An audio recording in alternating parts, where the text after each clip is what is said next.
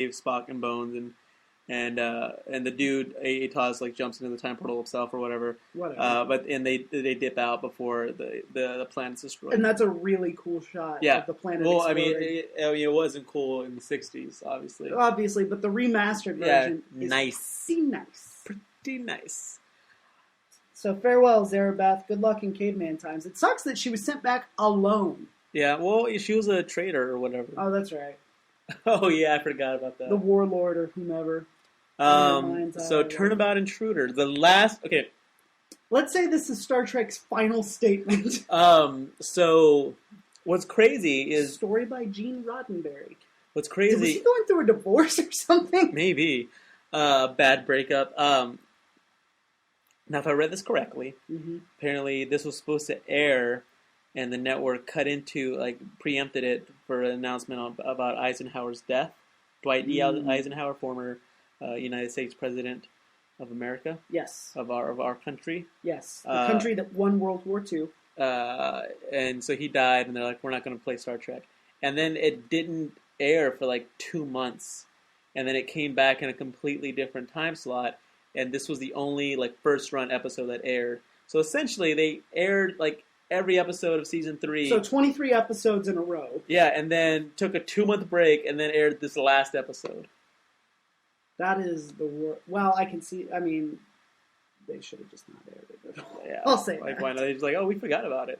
So there's this... No, we never filmed that one. You guys, no. I remember. No, you're mistaken. You only ordered 23 this year. No. We can film another one if you want, but the sets have already been destroyed. Yeah, but who's this guy who realizes this is awful in the 60s? I'm sure all the dudes would be like, yeah, do that one with that fucking bitch gets what she deserves.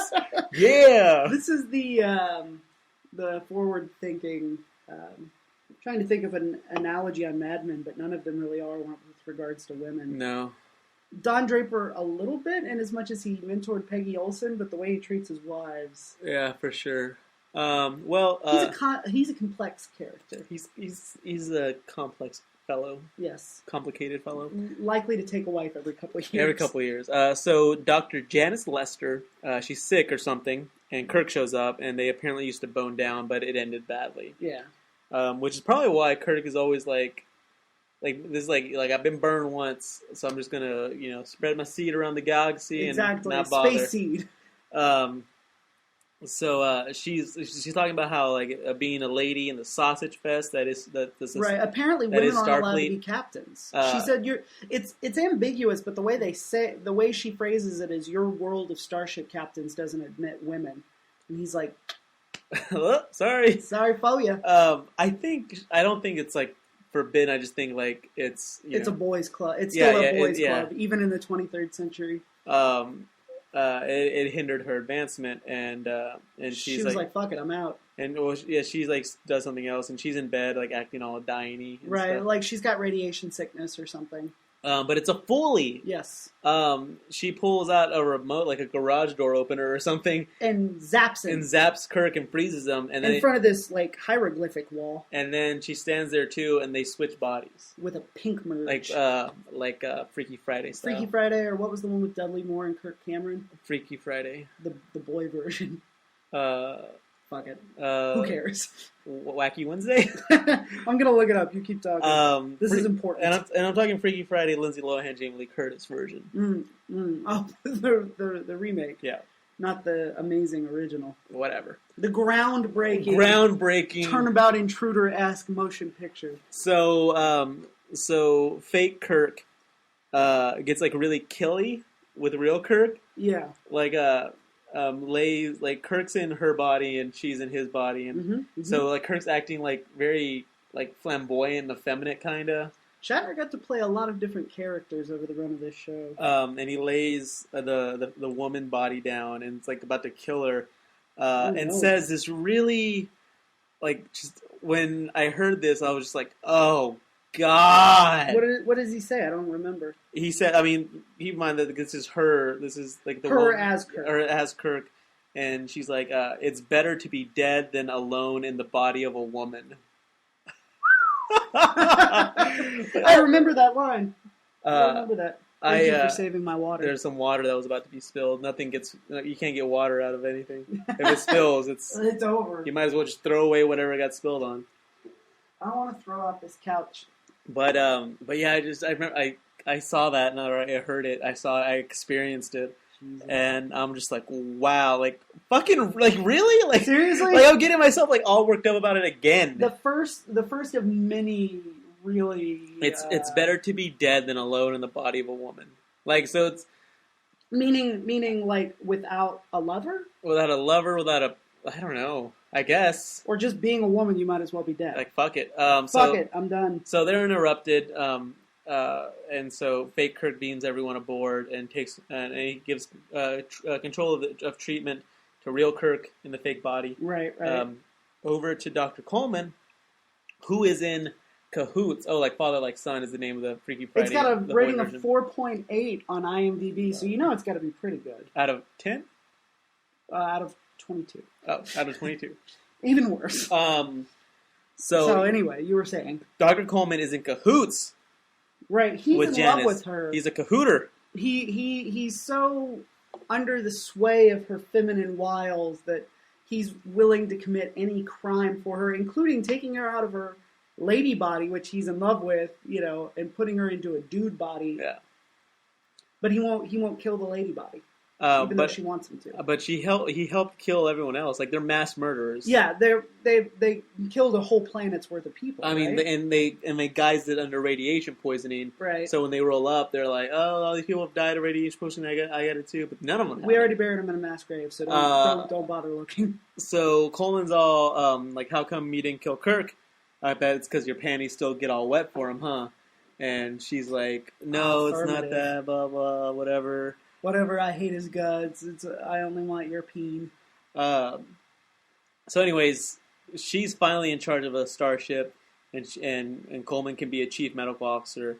But Bones reveals that Coleman's actually a really shitty doctor. Yeah, that he was drummed out of Starfleet for not administrative incompetence, and he's like, well, fake Kirk's like, well, that can be political. And he's like, also, he like killed 400 patients or something. Something like that. He's like the angel of death. Seriously.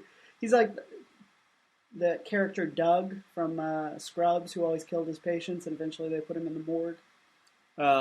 So fake Kirk sets a course for the new planet, even though, and she's like, oh, it's because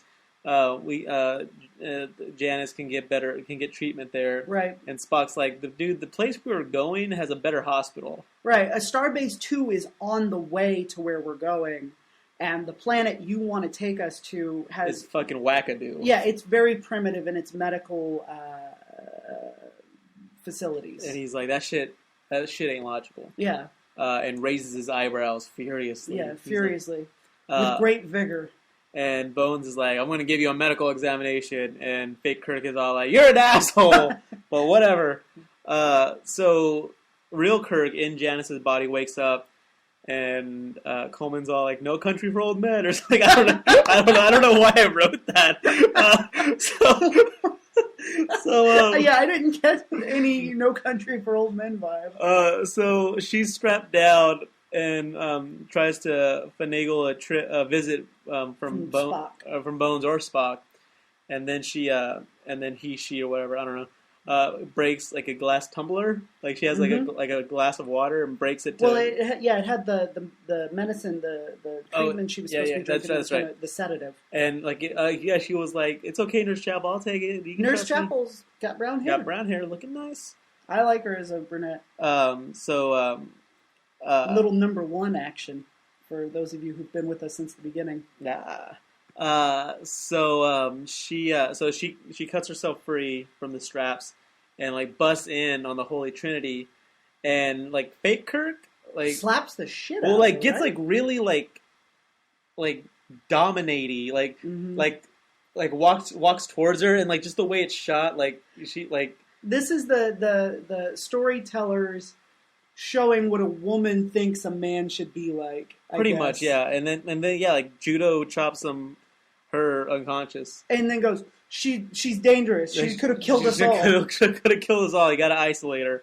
And Spock manages to get in though to talk to her, And meanwhile, the fake Kirk is getting his examination. Don't they mind meld? Well, not yet. Not yet. Okay. But fake Kirk's getting the examination, and you see the foot-stepping machine makes its final appearance. I was in the gym again during that scene, and I was like, I wish you had one. No, I was like, oh God, I'm gonna die. Please don't make me look at this. So real Kirk in Janice's body explains what's going on with Spock, and he's like, "That's wackadoo." And then she's even like, well, remember that one time that we got totally ripped on Talos 4, and we're like, we can't let anyone know we were here, otherwise we're gonna get the death penalty. And Spock's like, yeah, but you could have heard that from That's somewhere. on record. You could have talked to Chekhov about that. He brings up the Tholian web, which I thought was really cool because that's actually a small bit of continuity between episodes, which is pretty rare. And so finally he's like, well, just mind meld with me. And he's like, all right. Why didn't they start? Yeah, exactly. Like, hey, I could be like, hey, I'm Kirk. Like, no, you're not. Like, mind meld with me. Boom. Starfleet, and we'll see this. Well, maybe it feels weird to them. He's like, last resort. It's kind of like anal. It's like it's only for special occasions. Exactly. It's like, give me some space one. Give me that green stuff. Yeah. That Scotty loves. Starfleet has weird... Well, we'll see it even later in the episode and in the movie. Starfleet really does not seem to have much respect for or working knowledge of Vulcan physiology. No. It's Spock's... not. Well, we'll get to it when the scene arrives. Boom. Spock knows the truth. And then, but fake Kirk...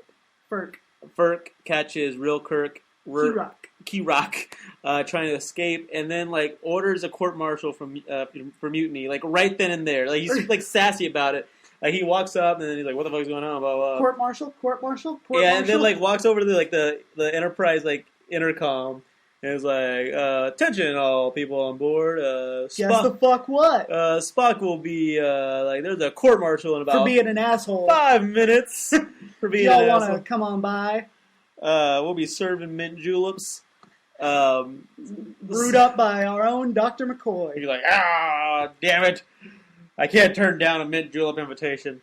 So they go to trial, but his Vulcan mind meld voodoo can't be used as evidence. You're right. Also, Kirk's allowed to be a prosecutor. Again, it's one of those cases where, or fake Kirk, rather. The person in Kirk's body. Again, it's like, if you're... Well, I guess if you're accused of something, right, you're allowed to be your own legal representation if you want. But I don't know. It just seems a little weird. If all right, I mean, it was definitely weirder when Janice Rand had to when he cross-examined. Exactly. He's like, oh, this woman accused me of rape. I'm going to let me alone in a room with her so I can straighten her out. You're wrong. I didn't do that. Look at my eyes. Look at my face. Look at it. Do I have any scratches? That's what he said. Yeah. So many Star Trek memories. So they hear the trial or whatever, and in the hallway, McCoy and Scotty are like, and Scotty's got a badass speech about that's when we make our move. Yeah, they're being all secret, very hush hush. Which comes to nothing. They're like we can't really use the evidence, the mind meld evidence, but man, Kirk's been acting really funny lately. Let's go ahead and vote no on mutiny just to be safe. Right. It'll keep them... What does it gain them if they vote no? If they have 2 no votes, then it keeps Spock from being executed or something? I guess it's... It hangs up the trial. It turns it into a 12 Angry Men sitch. Yeah, exactly. And Spock's like, fake Kirk's not going to allow that, so we got to take that fool down. When Kirk was court-martialed, they had to go to a starbase for the trial. I guess this is fake Kirk, but... none of the rest of the ship thinks there's anything out of the ordinary. Yeah, they're like, dude, it doesn't happen like that. You just can't call a court-martial. That his accuser gets to be judge and jury, and Scotty is the other lawyer.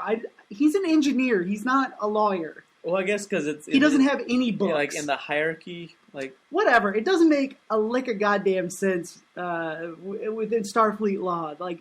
They should all be fired. But apparently the Enterprise... It's mic'd up like the Big Brother house. Apparently. Because they walk in and fake Kirk's like, oh really? And plays a recording of their little secret conversation. Right. And he's like, you're all arrested for treason and sentenced to death. And both Chekhov and Sulu are like, dude, you can't sentence anyone to death unless it's against unless they did something against General Order 4. A nice, again, but it's not nice continuity because Talos 4 is General Order 7. Oh, god damn it! So now all of a sudden there's 2, or maybe Sulu missed out. I'm sure that's how the trailer goes.